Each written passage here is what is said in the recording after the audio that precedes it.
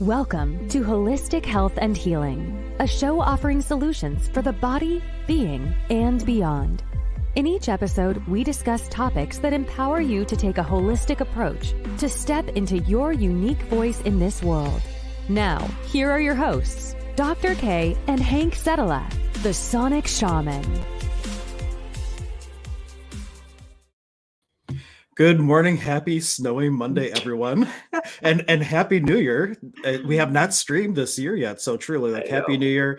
And today we're talking about how to do the post holiday detox, not just from the food that we ate, but from sometimes the people that you hang around with. And it is really good to detox the system from everything. It's a combination of stuff, and since it's all snowy, I'm like, I'm going to just blend in with the snow. So I put my whites.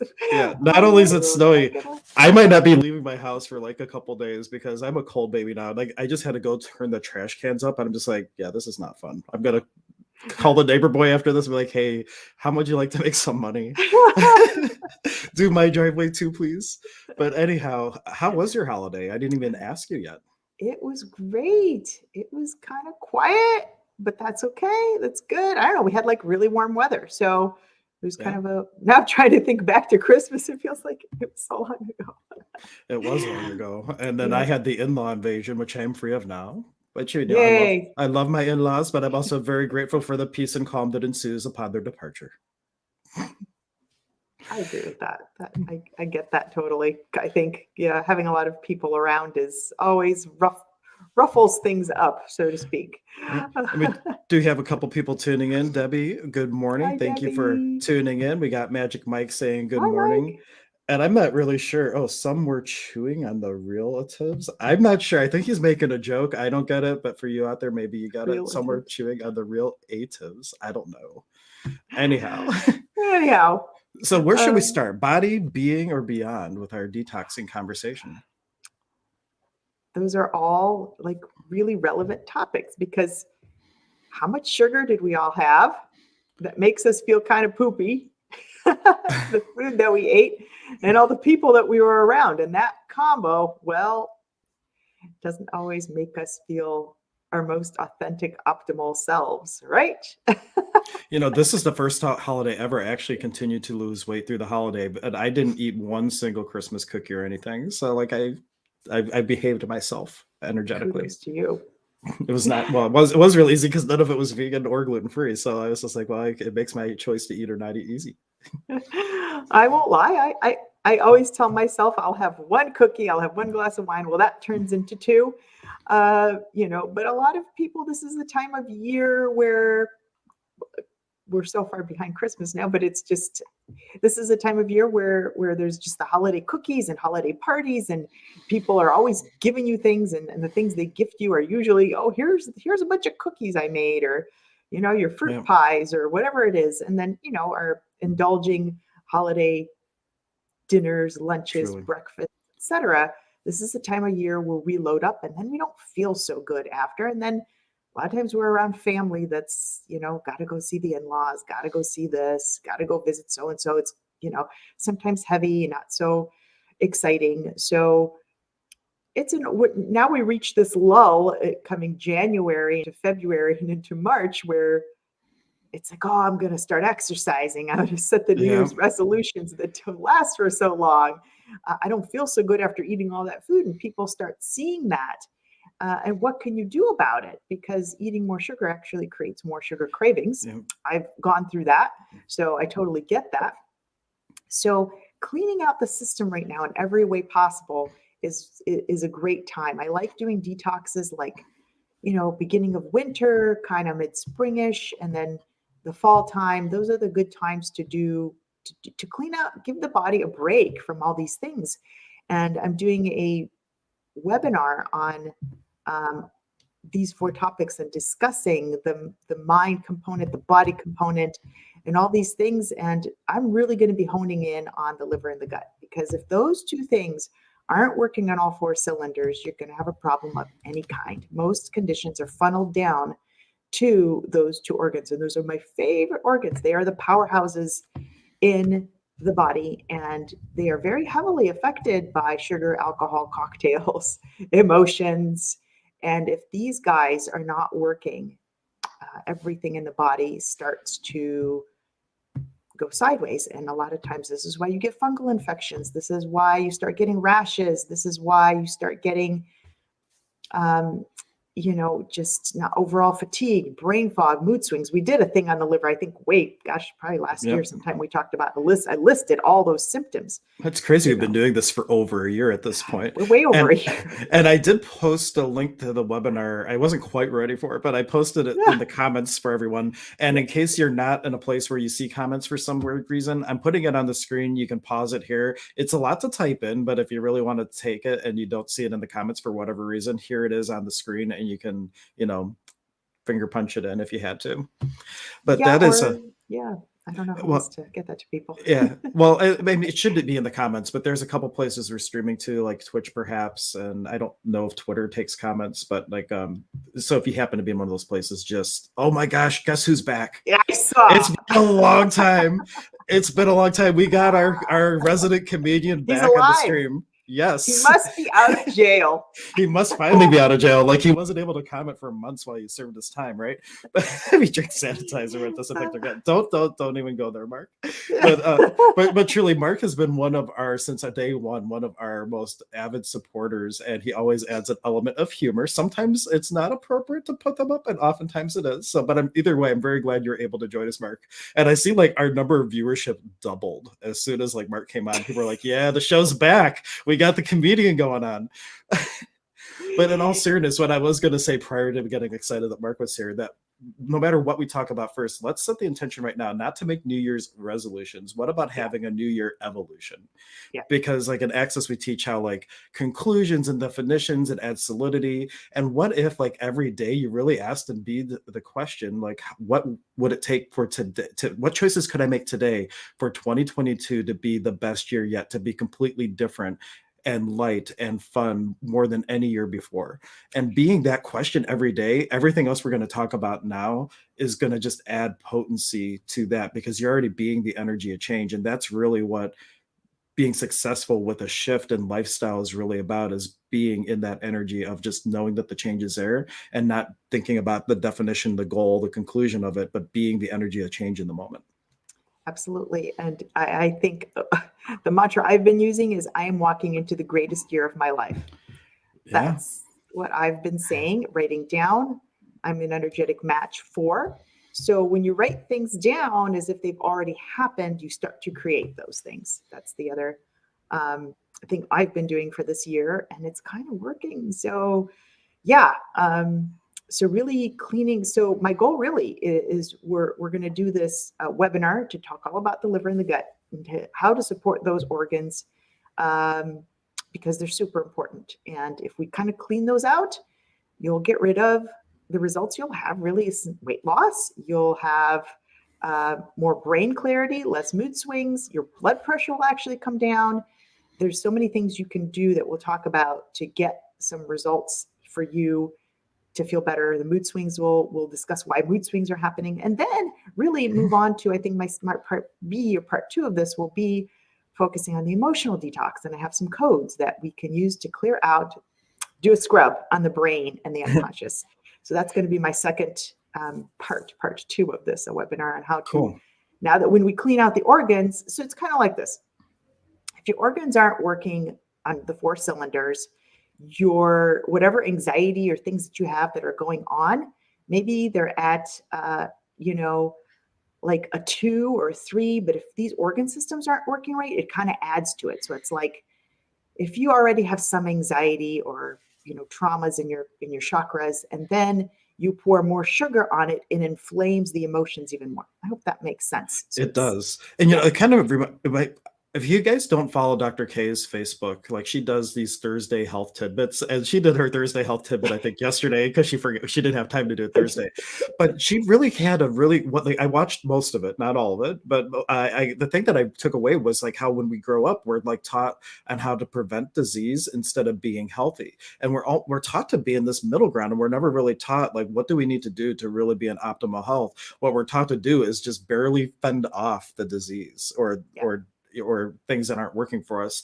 And that's what this is about, like the liver and the gut. Even one of my teachers, Caroline Sutherland, she wrote a book on medical intuition. I was taking that. She started the class saying, if the gut, you take care of the gut, the rest takes care of itself. And because it's such an integral part of everything. And that's what I did. I did probiotics for quite some time, doing digestive enzymes now, doing all kinds of things to keep my gut in check as I go through my healing process. Because we're going through our processes too, everyone. It's always a progress. It's always a journey. Like you're never at a destination. It's always a journey, and really asking like, what is going to create the most now for me and my body? Like I'm sure I shared it on air before, maybe not. We haven't streamed in a while. I thought I listened to my body all the time. That's when I went plant-based, maybe not forever, but right now. And I went gluten-free like last February, lost a ton of weight, but I stopped listening to my body, because otherwise my body would have been like, hey, dum-dum, you're eating a lot of fat, stop it. Because I ended up in the hospital for my gallbladder because of the rapid weight loss. And had I been in the question of body, what do you require? Maybe I wouldn't have been eating some of the things that I was eating, like, so even when you think you've got it, you want to be in that space of, well, I'm always in a journey. I'm always shifting and changing. Like, what do I need to be aware of now? And listen to your body. Even if you think you have a good dialogue, always be the question and asking for more interchange back and forth. Yeah, lots of such really important key points there. Hank's very expensive. His gallbladder is, oh my is God, a golden nugget in there. It is. If anybody wants to raid Hank and make some money, go get my gallbladder. And I will give the amounts, but like I have a friend who was going through like multiple surgeries and treatments for stuff. And like my 1-day hospital stay where I didn't even get a bed.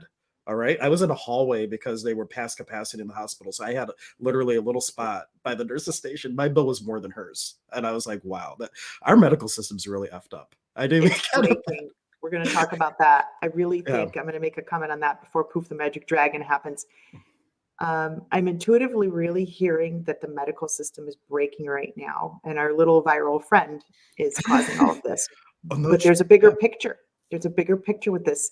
God source, whoever you want to refer to, I really think is doing this for a reason, because the medical system needs change. It desperately needs change. Doctors don't have answers anymore. They're overloaded. They're on max capacity emotionally. People aren't finding answers. It's chaos out there right now, absolute chaos. Yeah. So yeah, it's doctors like me and others who are really zoning in, taking the time. I mean, I'm no longer really in Western medicine, and so glad I'm not right now, but I am taking the time to help people with our little viral friend, and that's going to be a new endeavor. But the medical system is really, it's breaking and restructuring right now. Sometimes, things have to kind of disassemble and reassemble in a better way. And I really intuitively hear that's what's happening. How long this process is going to take, I'm not sure. Who knows? But it's happening. It is happening because we need to integrate the natural with the Western. So we're going to talk more about that. But Hank's gallbladder, nice and expensive thing. One side comment on that, like regardless of what your point of view is about like stuff in the world, like from my own experience, I was out like in the nurses station, so I got to hear all of them talking. And the staggering statistic for me, and this was I won't say which hospital, but some of them have spouses and things that worked at other hospitals, and they were all very similar, that like over 40% of the beds were all for people with the current little V friend, the COVID friend. And so like, that's why I was in the hallway, and they were doing triage in the ER. Like there were people that really needed to go back, but couldn't. And they were coming out and doing procedures out in the waiting room and taking people's vitals in the waiting room because they just didn't have the capacity to bring them back. And it was just like really eye-opening of how, regardless of your point of view of where all this came from or anything like that, it is having an impact, a huge impact, to Dr. K's point, on the system, showing like this is really broken, people. Like, and getting a bill like I got in the mail for like one night stay, it's like really crazy. And that's just you. And I have insurance. I don't even like, if I didn't have insurance, it would have been $5,000 more than it was actually, because they show you like what the price would have been had you not had insurance. It was just like really it's mind-boggling. We should do a whole segment, because we don't want to lose our whole detox theme. We should do a whole segment just on the medical system and talk about that as a separate thing, because we could go off in this tangent pretty deeply. Zeroing back in on, we're not taught to be healthy. And I got this from Anita Morjani. She did a little video that was just, it really like, sometimes the messages come exactly when I need them because it's what I'm thinking. I'm like, she put this in such a nice way. And I even mentioned you in the video, Hank, because we always talk about where energy goes, attention flows, that whole thing, wherever we start putting our energy, and you really have to be aware of this because it's kind of sneaky. We put our energy on sickness, and that's really what the medical model is all about. You go to the doctor, they dig to try to find the answer. And I realized, you know what, even as a functional medicine doctor, I'm doing the same darn thing.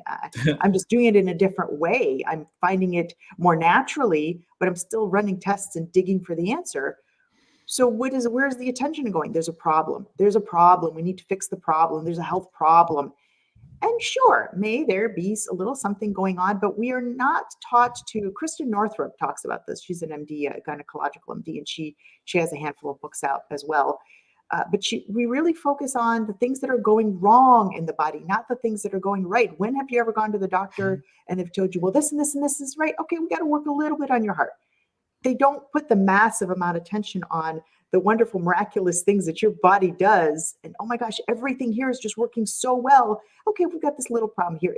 You've got this massive problem here, but your heart's okay. You see the difference in the energy, and we are really focusing on prevention of disease because disease is around and it's going to get you. So we're not focusing on health. Like, what can we do to really the energy of health? Okay, we're just going to support this health energy. We're going to support this well-being energy. And there's more wellness going around, but there's still a lot of focus on disease. And especially now with this pandemic, everybody's really in fear. And I'm not saying be ignorant and hug people, and just pretend it's not there. However, we're putting so much energy on it that it's getting bigger energetically. And that's a concern for me. The sad thing is that insurance will pay for sick when you're sick or preventative, but it doesn't pay for health. And that's the other thing. Like, we're in such a scarcity mindset that a lot of people are working and living paycheck to paycheck. Wow, what do you mean eating organic? I don't have the money for that. Or what do you mean supplements this or this test or what, all that? We have this mindset, and this isn't true. Like, let's shift our focus and be grateful for what we have, and the universe will give you more, right? But we're always taught in the problems, focus on the problems. And you see what I have up there, energy flows where your attention goes. If you're focused on what you don't have, what do you get more of? What you don't have. Rather than what you're grateful for. Yeah, I did this little video on, I've always been a nervous kid. It's just kind of, I'm very aware. I've gotten to that state where I can kind of differentiate between my emotions and what I'm doing. And I watch myself. You get to that state after a point of massive meditation and things you start to differentiate between the soul having control and your emotions having control over the soul. But I've always been kind of a nervous kid, and I could very easily say I have anxiety and go to the doctor and can you help me be calmer?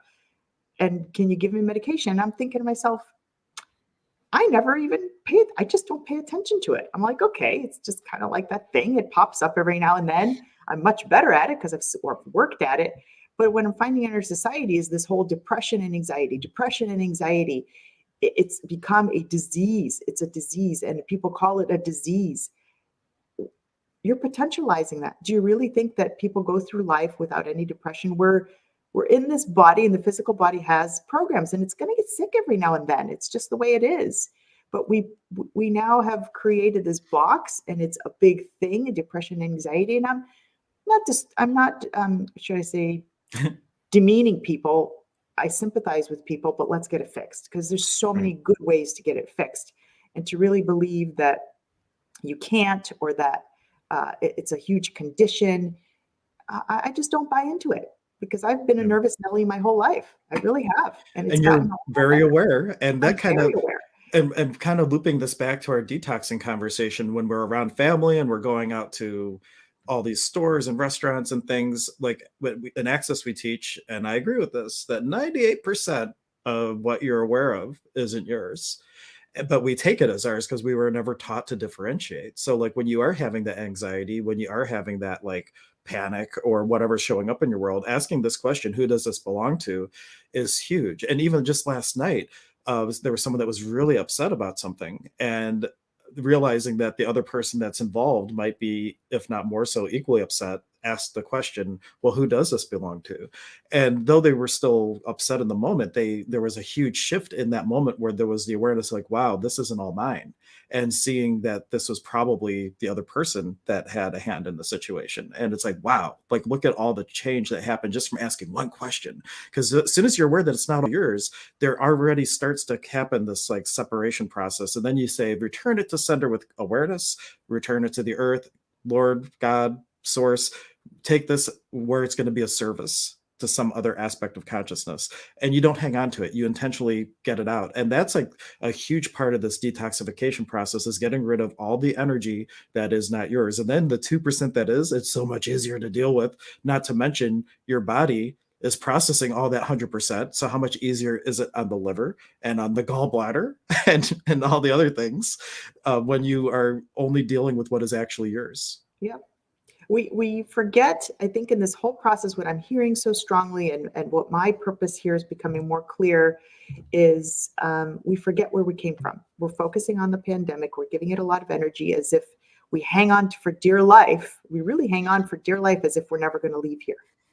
And maybe it is time for a soul to go because of our little viral friend. Who knows what something in the body starts to break down when it's time to go. Is there a lot of other stuff going on? Sure. But we really are focusing on that and not the collective conscious. We all come from one source energy. So there's a million thoughts floating around there right now. Hank's got thoughts. I've got thoughts. Your neighbor's got thoughts. Yeah, there's your people, the person next to you's got thoughts. And you may be picking up on some of those things. Those things are all floating around in this whole world. And so we forget that we all came from the same source. We all dropped down like, I don't know how best is, like the sun. That's a great analogy. In one of my tarot books that I've recently, like within the last 6 months, gotten into tarot. I love like this whole analogy of coming into incarnation. They look at it more as like how water evaporates, goes to the clouds, back to the upper world, condenses back down into the ocean, rivers, and streams, and this whole process of like exchange going between worlds and all that. I really love that. I also love like the whole raindrop analogy, or you're a drop of the ocean, or you're a wave of the ocean. You're an expression of source, and you came out of the ocean, you go back to the ocean, but we're all from that same animated essence, the Kausa and we're all going to go back. And I am sorry for all of you who pick up on my thoughts, because I'm really crazy in the head sometimes. So if you're picking up on my thoughts, you know, it's a fun ride for some people, but not so much. Is that why I'm feeling all not so today? No, well, maybe. I took one look at my driveway. I'm just like, oh man, it's really cold out there. Because since I lost the weight, like I'm such a cold baby. I used to hate the beach and love the winter, and now I'm just like, maybe I had it backwards. Now you're going to enjoy the opposite. I do. I hit the beach more times this last summer than ever before, and now it's my first winter, like where I go outside for like 2 minutes. I'm like, I'm ready to go back in. I get why people go to Florida now. But yeah, and the ocean just does. The salt water does something to. Salt water is amazing. Magic. Yep, it'll pull all the negative energies, guys. That's why you feel better next to an ocean. Definitely. Or even in Germany, when my wife's grandmother had like a hip replacement, she was at this rehab facility, and outside they had this huge saltwater fountain. And part of the therapy was you would get taken out in a wheelchair, or if you could walk, you would be walking, and you would have to do so many laps around the saltwater fountain, because they had the awareness that the saltwater, getting it in the lungs and everything, was very healing and therapeutic. And Germany is like onto that. And in Germany, also one thing to share, they have, as a part of their medical curriculum, aromatherapy is one of the things that you learn. And like there, you might get a prescription for peppermint oil, because it's a vascular dilator and could be good for headaches in some cases. I'm not a medical doctor, so I'm not saying it is all the time, because it's not. There's times where it's the opposite. But like that's just one example of how like some other areas in the world, their medical community is on board with some of these more natural therapeutic type of things, and not all about pushing big pharma. That is absolutely correct. And that's why we have a problem in this society. Yeah, that is exactly why we have a problem. So in Canada and in Europe, they use homeopathics. You may get a prescription for a medication, but that's not always their first line. And they are taught things we are not taught in medical school. If you read the history of medicine, which I did about 2-3 years ago, and I was floored on the connection to Rockefeller. Read it, guys. Sometimes it's unbelievable. But getting back to what we're focusing on in health and detoxing, we're not taught to, our energy's going on sickness. And this is where people spend their time. It's, I got diagnosed with this, and then they carry that and it's suitcases. Well, what are you going to do to start fixing that? Because it really, most conditions are funneled down to those two things. People get sick really for 4 reasons. Number one, it's a repetitive injury. So say you have a job where you have a lot of lifting, or, it's a repetitive stress, a fall that just damages something. Number two, toxic overload. This is the things we breathe, food preservatives. It's happened to me. Yeah, foods that was don't my issue with agree gluten. us. I was vegan and I went crazy in those substitute stuff, and the number one ingredient and like 90% of that stuff is vital wheat gluten. And I overloaded my body. My body said, "Stop it, dum-dum." Yep, totally. So we have all these things, and that's what I'm going to be focusing on with this webinar. We're really going to hone in on the toxic overload and what that does to the liver, what that does to the gut. And if we can start repairing these 2 organs, the beauty is these organs can be repaired, as opposed to some of the other organs there might not come around as quick. Right. These 2 organ systems are pretty decent. Within a few months, you can get them repaired. Number 3, she talks about stress illness, which is my favorite, which we're going to talk about, how a stress and emotions of any sort can make you physically sick. And number 4, she talks about end of life. And end of life meaning maybe somebody's just really tired of the situation that they're in, and they're not finding a way out, and they're just too tired, and the soul just decides to leave. In that case, the body starts breaking down. Stupid stuff happens in the body, cancers and those sorts of things, and they may use cancer or whatever it is as a way out, and they transition. And in those cases, when you're trying everything and it's just not working, then that is the case. And then she goes on, Anita's mojo is to talk about when people pass, you don't really lose them. They're still there, because she had a near-death experience. And I love her energy. She's just so sweet and kind and just vulnerable. And she's genuine. She's authentic and genuine.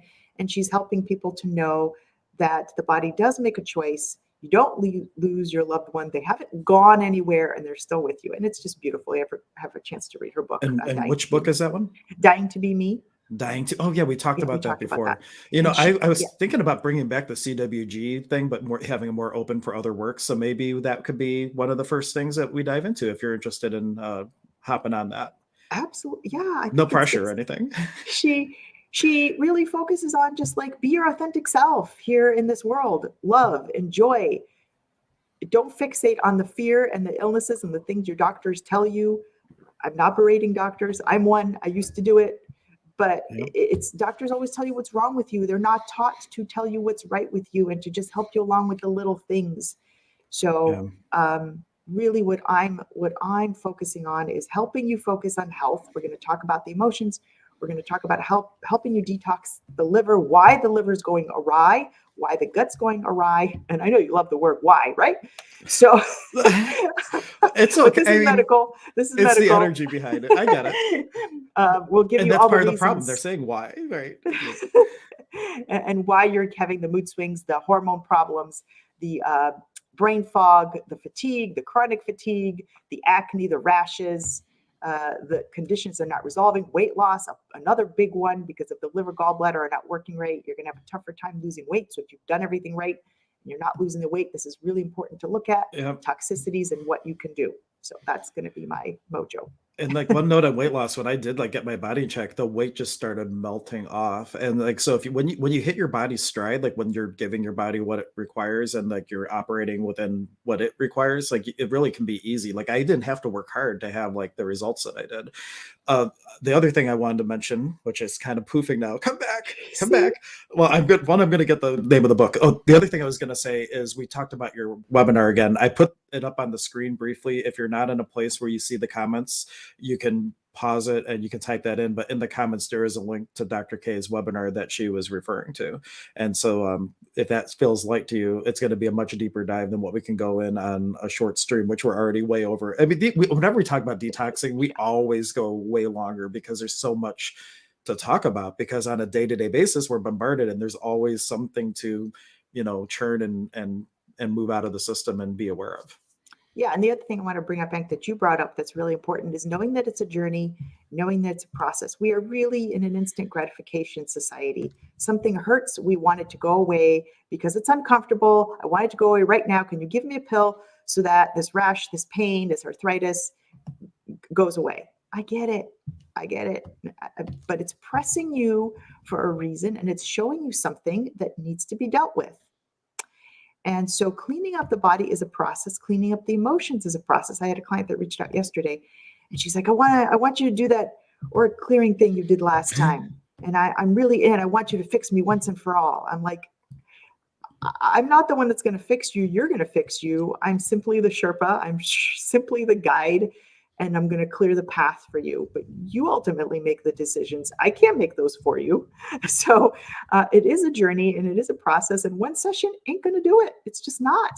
I wish it was that case. Trust me, guys. I wish I could wave a magic wand and make everybody better and clear everybody up. And sometimes it does happen. Don't get me wrong. I've had people that have cleared in 2 sessions. When you're really open and receptive, and I'm sure Hank can attest to this too, when you're open and receptive and you're willing to hear what you need to hear and clear it immediately, you can heal yourself in an instant. That's not a whole lot of people. It can be you, but Hank can probably speak on that too, that it's usually some work. And for that, really, whenever you go in for any healing session, whether it's me or Dr. K, the energy to be is go in, like in shamanism, we say we have no expectation that anything will happen, but we do the work anyway. And in the energy of having no expectation, but the awareness that anything is possible, if both the practitioner and the client are truly in that space, that is when things can truly happen. But it's also like that, it's different than just being passively knowing that, like really knowing that, and also having the awareness that, you know what, I'm willing to look at whatever is required, because a lot of times the wound is something that we are desperately trying to avoid. And so like the willingness to dive into the shadow, to integrate it, because it's not always about transforming it. Like it's also about like being an allowance of 100% of you, even your evil self, right? Yeah. Like you gotta be an allowance of all of you in order to have all of you. Just because you might have those components does not mean you have to act on them. But when you resist them, then it shows up in your projected shadow and what shows up in your world. But it's really like the willingness to look at every single part of you, and the willingness to then look at it and make different choices and whatever is required. But in that space, willingness and not having an expectation, really miracles can happen. Absolutely. Absolutely. If somebody's willing and is willing to work on it and clean the body up, and Anita talks about this too. She was filled with cancer and tumors, and she actually died and transitioned. And when she came back, she even talks about this in her book. She didn't come back. She came back from, really, the doctor said, pay your last wishes because she's gone. But when she came back, she wanted ice cream. And, she even talks about how it took her, 5 weeks to get out of the hospital. The body gradually, everything started regenerating, and they weren't sure how this was happening. The body can't just, it's like if you're on a boat, if you make a really sharp turn on a boat, what's going to happen? The boat's going to fall over because it's just too sharp of a turn.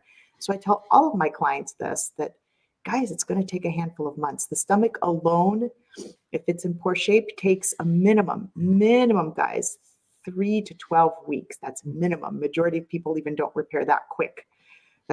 You have minor things up to 6 months. So you're with me for a while. And that's, people are like, well, that's a big, chunk package. Yeah, well, that's what we got to do to tackle all ends. And I have somebody that we did a lot of work for 6 months, and then we're revisiting because he's got a lot of heart trouble. And we finally got to the point of, I did my Paramedes process and there's an issue with love.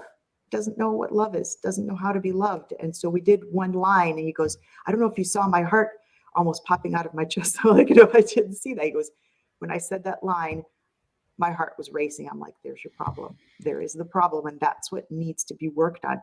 And it's a slow process for him, because he's just not, everybody moves at their own pace and what they're ready to see and what they're ready to acknowledge. So please be patient with yourselves.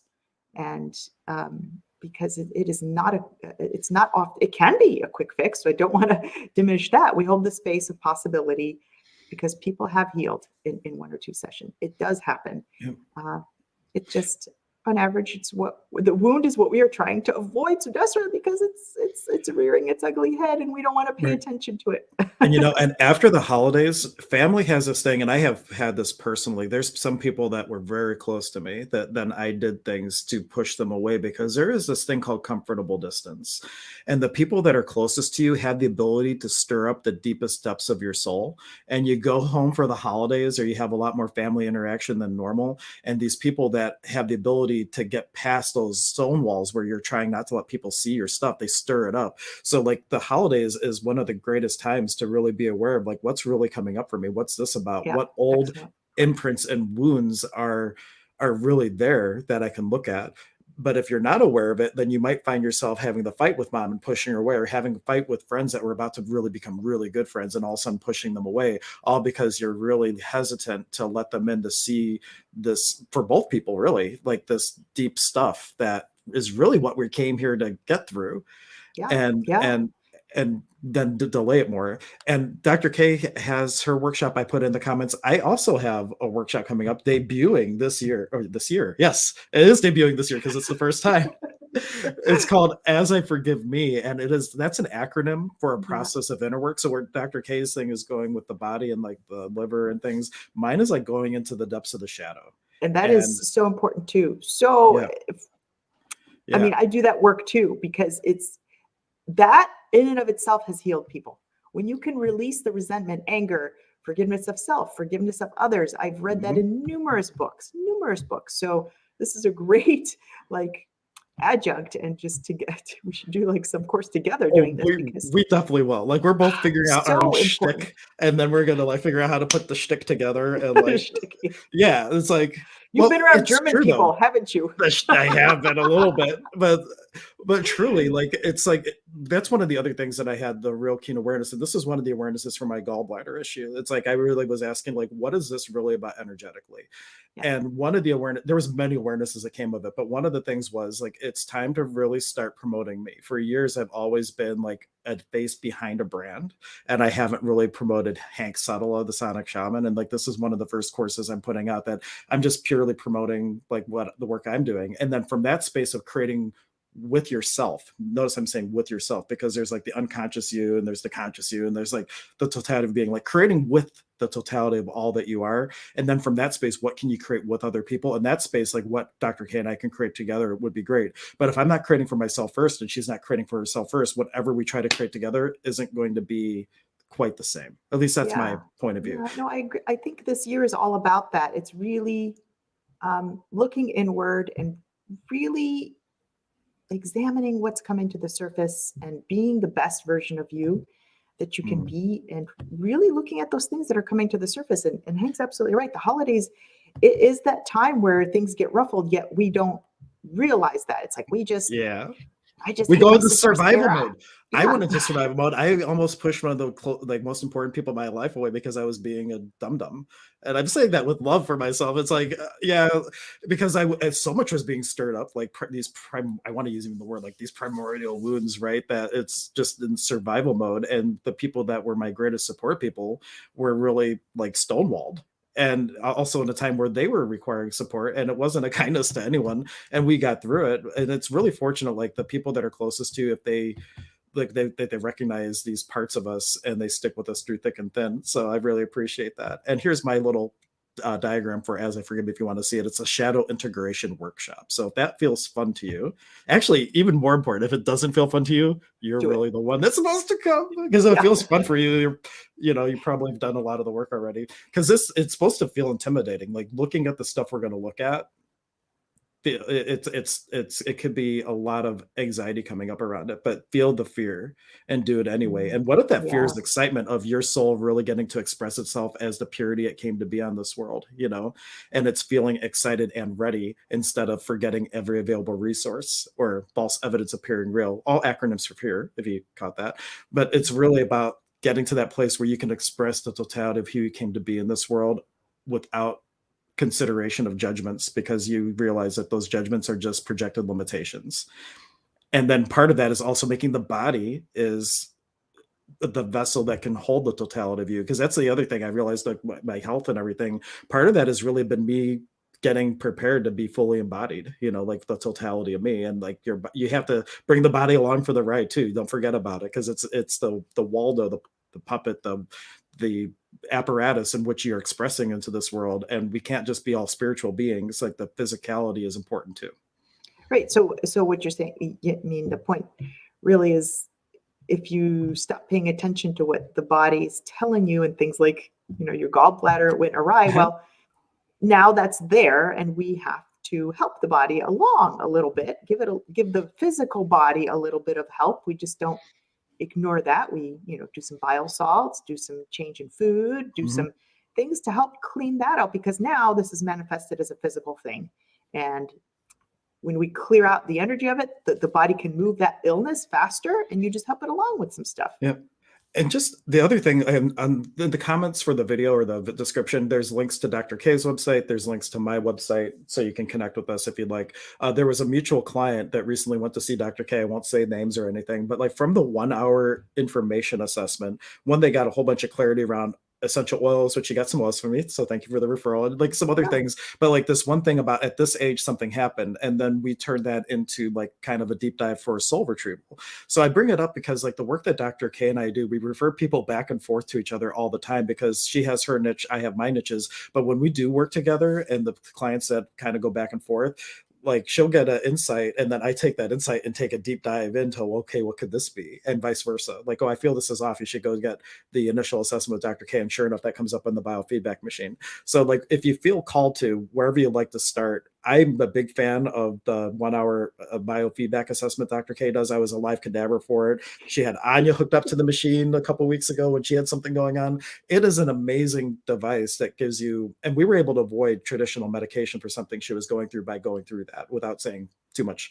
But it's like really great that this machine can produce so much information, not just for the physical stuff, but also pointing to what could be going on in the other than conscious and on the soul level to look at, to really bring the whole thing together. It picks up everything. It picks up emotional stuff. So I'll say, so tell me about the sadness, and people start crying. They'll tell me, well, I'm like, well, that's what you got to work on.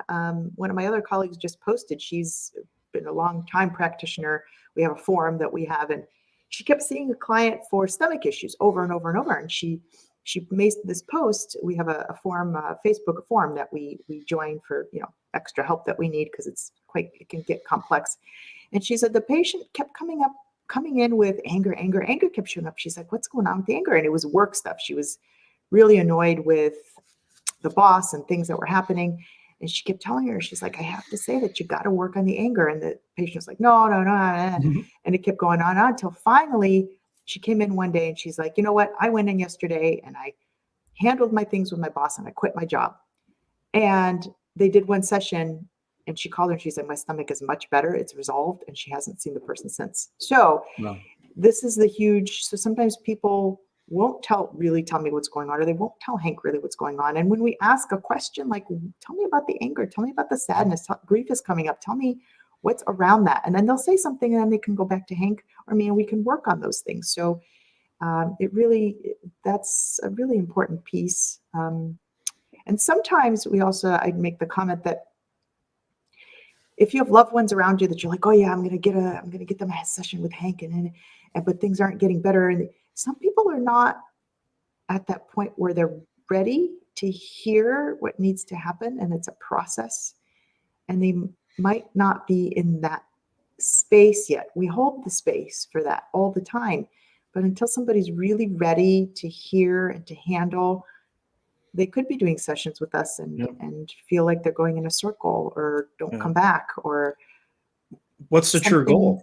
Like some people, when you ask them, like, what are you really hoping to get out of today? I want my headache to go away. Like, are they looking to really look at the cause, or are they looking to look at the symptom? And if they're they just want to deal with the symptom, well, like, what would it take for you to desire more from this than just that going away, to really get to a place of peace and ease and clarity and knowing? And like, if you can direct it to shift the intention there, then you can get maybe more out of it. But sometimes, and that's not a wrongness either. Like some people just don't want to suffer, and that's cool. There's things that we can do to help with that too. But to the degree and depth that you can get out of doing work is all dependent on what you're really looking to look at. And are you really looking to get to that pre-verbal thing that started like, actually, this was a great clearing from yesterday. We had, not yesterday, Saturday. It was Global Bars Day, and they had live content streaming on the Access Consciousness website. And if you go find it, maybe I'll go find it and post a link to it after this. But Dane here was showing these two clearings that what if like 98% of your world were from points of view that you bought from your mother or father from before you were 2 years old, from before you could even talk. Like, what if your whole world is showing up from points of view that you bought from that young? And like, so that's like the stuff to really look at, where there are conversations about, oh my God, this kid is expensive. I'm not worthy. I'm a burden. And here you came to change the world, but you're judging yourself because of all the change you created when you were first born. That's a big one for a lot of people. So like, it's like the willingness to look at these things that you might not even be able to put words to, that if you could just be willing to look at it, could unlock and shift and change so much. That's such an important point that I was actually thinking about this morning. So see, I must have picked up on either you must have picked up on my brain or I picked up on yours. I was thinking about that deeply this morning because one of my mentors does this little daily abundance drop, and she was talking about attachment and quoting some quotes from Deepak Chopra's book, The 7 Laws, I think, to Success or something. I'm going to get that book. But he talks about taking action, but not being attached to the outcome. And then she mentioned like he's a very, he has a lot of things. He has a lot of apartments and houses and a very wealthy man. But I'm thinking back to the people that can do that and not have attachment. I wonder what their childhood was like. Because majority of people that I know that are wealthy, and this we're talking diverging to prosperity now, that I know for a very long time have come from households where prosperity, there was no lack mentality. There was no clinging on to of things. Yes, there are people that came from, I'm thinking of a singer. He has the 24 karat gold, and I forget his name. It's not coming to my mind. But he grew up very poor, and somehow he kept at it with the songs, and he finally hit it big. But I do think he did mention that his mom was always like, we may not have much, but you are so loved. That is still an energy of abundance. But if you come in a household like my household, where my mom was for abundance and spent and didn't really, I think her childhood, her upbringing was never in lack. My father, on the other hand, I think had much more challenge with that. And, there was the war and he had to leave his house at a very young age and in a lot of fear. So even though there was money, there was still a mentality of, I got to hang on to it. I got to hang on to it because it might leave. I might lose it. And now that's playing out in my life. And so I've had these two different parental figures. So I'm wondering how many people have those thoughts from age of 2, from the time you were born. The baby hears everything and takes on that energy. Well, it's not just hearing, like you're absorbing, like you are the energetic SpongeBob of the universe, as one thing we say at Access. Like you are literally bringing all this stuff Mars. in. Thanks, Mark. And like in South America, they say the children of the North walk around with leaking navels because there's this energy center where you bring energy in. It's called the Cusco Nawi. It's kind of like a chakra, but different. It's like a lens of energy. We're bringing all this in. We've never learned how to regulate it, and then we get overloaded. And so like how much are when we're born here? Like we're just absorbing. We don't know to differentiate between what's ours, what's my mom's, what's her dad's, what's the neighbor's, and just how aware are you? Are you so aware you're aware of every human on the planet? Whoa, especially during a pandemic, how aware are you that all the stuff coming up is like the energy, the pulse, the fear that's on the planet that you're just aware of, and like learning to deal with that is paramount.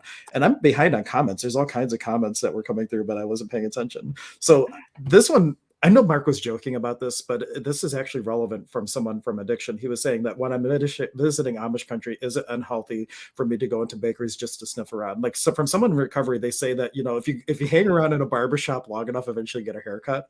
And they would say that as a way just to illustrate how if you are in a place where that is a slippery slope for you because you just love puff pastry croissants or something like that, it's not a kindness to put yourself in a position where you're tempted to relapse. And so like this is a case-by-case basis, really. Like, is it an unkindness to you? But if that is like if breads and those things are really like hard for you to pass up, then you don't want to go into places like that and really ask the body like what would be a contribution.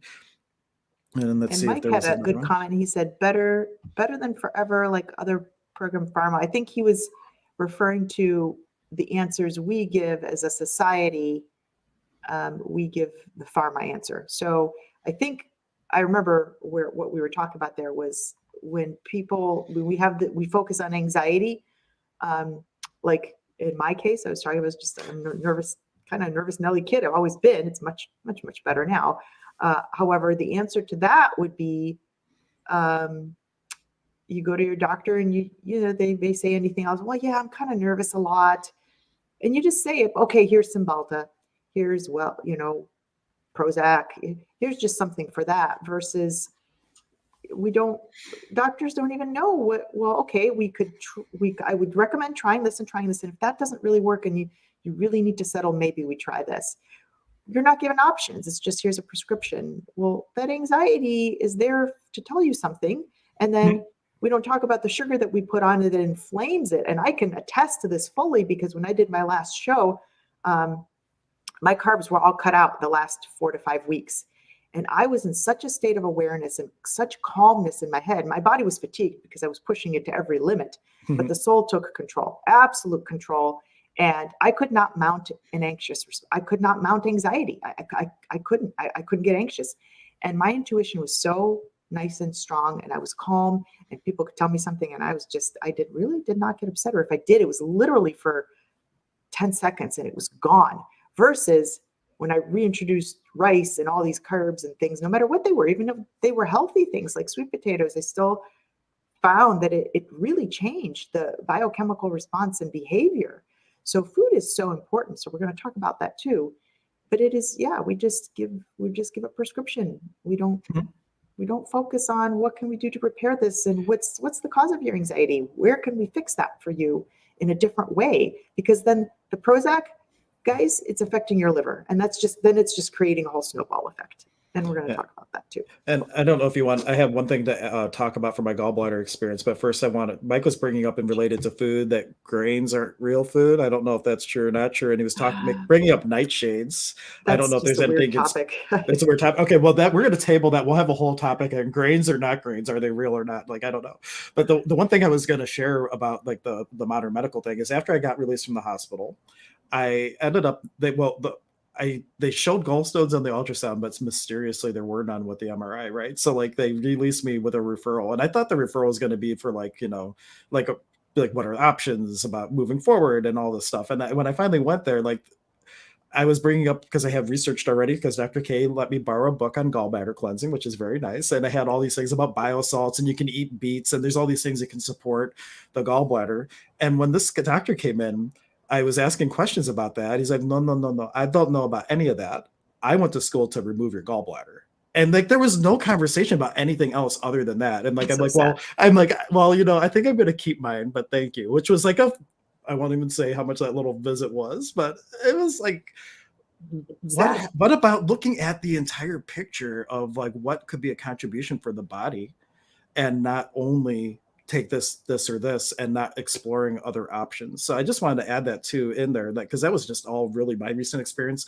And I wasn't even in their system yet. Like there was one good experience with one doctor who said, you're not even in our system. Have you ever been sick before? I'm like, well, yeah, but not for like 18 years or something. I've never been in one of their systems. He's like, other than your gallbladder, you're one of the healthiest people I've ever seen. Which was, I took that as a cool compliment. He even said, when he was asking me questions about what I do and stuff, he's like, oh, we have this other thing over here. Maybe you could do sessions and stuff. He was like really into the alternative stuff. It was amazing. I have to look him up. You do. Yeah. But like it was a really great experience with that. So there are doctors out there that get it and do look at like what you're doing right and things like that. It's just like so much is focused on the negative, or what's going to pay me the most. I hate to say it, but that possibly is part of that, because maybe the more tests I order, the more I get paid, and stuff like that, rather than instead of doing that, let's start with like a probiotic and an antifungal and see what happens, because maybe there's a candida buildup. Totally. And there's so many key points in there. We could really talk about this for a long, long time. We could. Well, I mean, it was a snowy day. I'm not going anywhere, but we have to be mindful about how long people's attention spans are too. Please don't remove your organs unless absolute, like life and death. Like if you don't, that should be a t-shirt. Please don't remove your organs unless absolutely necessary. Totally. Because these are meridian points, guys. Your thyroid has a purpose. Your adenoids have a purpose. Your tonsils have a purpose. They wouldn't be there if we didn't need them. And we're so quick to remove a gallbladder without saying, okay, let's really try to clean it out. You're not at death's door. Let's try and clean it out. And if that doesn't work and you're still getting sick, And in my case, I didn't even have gallstones. Yeah. Like the official diagnosis was a dilated bile duct. And there's supplements where you can take to help that. Like, I researched it before going in. So like, I kind of expected them to talk about that kind of stuff. And they never will. They never will. And you are correct. I have to say it from my point, and we're not gonna list hospital systems, but the more tests you order, the more bonuses you get. That's true. That was where I was, and I'm not even gonna mention where I worked. Whatever doctor ordered, however many x-rays you ordered, MRIs, labs, you got a percentage of that. So the more you ordered, you got a bonus at the end of the quarter or whatever they did. So if you were a shareholder. And Mark, I think some of your questions could be whole separate streams, buddy. Like some things having purpose and things like there was one thing that Mark mentioned, like when we were talking about essential oils and things, I will put this one up. There is a difference between an oil and an essential oil. Like maybe 1% of all plants make an actual essential oil. And of that 1%, maybe it's more than that, maybe 10% of plants make an essential oil. Of that 10% are safe for humans. So like it's a big difference between an essential oil, which is like the vital essence of the plant, versus a carrier oil, which would be like canola oil, peanut oil, olive oil. Those are all potential carriers, but the essential oil is more like what's diluted from a process of distillation. One example, it takes the petals of 36 roses to make 1 drop of rose oil, which is why it's so expensive, unless you get like an absolute. So there is a difference between essential oils and carrier oils. The other one, Mark, I think we'll save for a separate stream. Maybe it's a challenge, Dr. K. Can we make a whole stream out about we could talk about this for hours because I love it. And Hank is the aromatherapist specialist. I know very little. I have a wonderful little book for protocols for things, but go to see Hank. And that reminds me, I totally forgot. I need to get some essential oils from you. I need to get some rose, as a matter of fact. Well, rose absolute is a lot cheaper unless you really need the essential oil. I can get both, but like a rose oil is like way up there. But an absolute, like, here's the difference between an absolute and an essential oil. So with a pure essential oil of roses, it's only the plant matter being totally distilled. With an absolute, they take the whole plant, they wrap it in like a cotton, and they put like something like a natural ethanol on it, and then they distill the entire thing. So you get more plant matter and botanical things in an absolute versus an actual essential oil. But the difference might be $55 for a little bottle versus like $500 for a little bottle, like if you're looking at a pure oil. But that's the difference, depending what you actually need it for. So there's so many modalities. All in all, we'll wrap things up because it's been we're pushing over the hour. But emotions are so important. Forgiving yourself. So really look into Hank's doing the work, the things that you have not looked at. And that can take a lot of excavating. It's being in receptivity. And then once it's worked its way into the body, if we're hard on ourselves, like we'll talk more about emotions and where they lodge themselves. Resentment, for instance, and anger tends to produce arthritic conditions, rheumatoid arthritis. So there's lots of links to things that we'll probably talk about in part 2 of emotional detox. I think we'll do part 2, maybe 3. How many parts did we do last year? Like maybe we'll talk. I think 3. But yeah, it's never just one thing, guys, and it is a journey, and it does take time. So please be patient. And when you embark on a journey, you're full in, and okay, I'm really going to work on this. And the process and the results are really yours. Dr. K can't fix it's not my job or Hank's job to necessarily fix you. You fix you. We clear the path and ask those questions and hope and help you pull those up and clear them. And sometimes we give you shortcuts through the forest or the swamp or whatever spiritual terrain you are trudging through. We can maybe give you a boat, a little motorboat to zip through it, or stepping stones, and make it easier. But it's ultimately your path to walk, or your journey to take. I don't even like saying path to walk, because my point of view is you are a unique soul in this world. Your path is the one that no one has ever walked before. You are the trailblazer, but we can give you a machete to help cut through the terrain, or other tools where you can be the trailblazer of what you came to do with more ease, joy, and glory. And be much easier than if you were trying to do it on your own. Yeah, because it's It'll way take more fun. Much longer. With friends.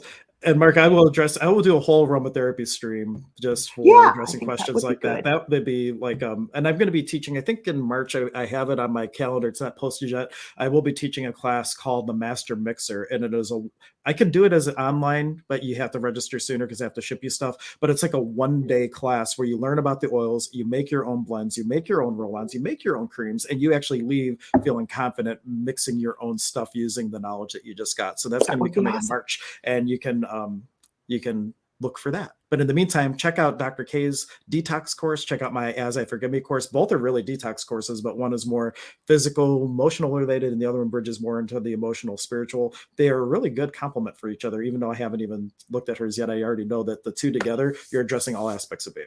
We absolutely are. So those two super important. Yep. Yep. And until next time, happy 2022. What would it take for you to be the best you could be this year? And could we help with that? Let us know. But until next time, we will catch you later. Bye. Bye.